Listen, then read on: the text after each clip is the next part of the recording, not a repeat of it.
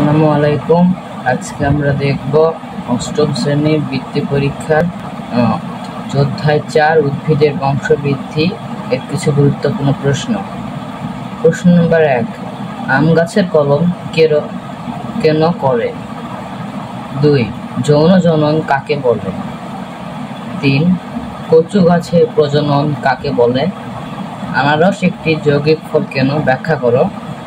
চালতা অপ্রকৃত ফল কেন? ব্যাখ্যা করো। 6, পুষ্পমঞ্জরি কাকে বলে? 7, চুপড়ি আলুকে বুলবিল বলা হয় কেন? আলুকে রূপান্তরিত কাণ্ড বলা হয় কেন? 9, সরল ফল বলতে কি বোঝায়?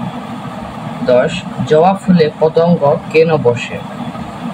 11, পরাগায়ন কি? ব্যাখ্যা করো। 12, আদাকে রাইজোম বলা হয় কেন? ব্যাখ্যা করো।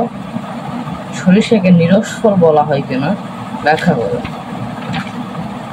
তো এই হলো আজকের প্রশ্নগুলোর যদি উত্তর করা যায় তাহলে বৃত্তি পরীক্ষায় ভালো ফল করার সম্ভাবনা আছে।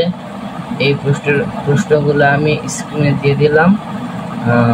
যদি আমার ভিডিও ভালো লাগে অবশ্যই ভিডিওটি লাইক করবেন এবং সাবস্ক্রাইব করে পাশে থাকা বেল আইকনটি প্রেস করবেন যেন নতুন সব ভিডিও আপনি সবার প্রথমে পেয়ে যান।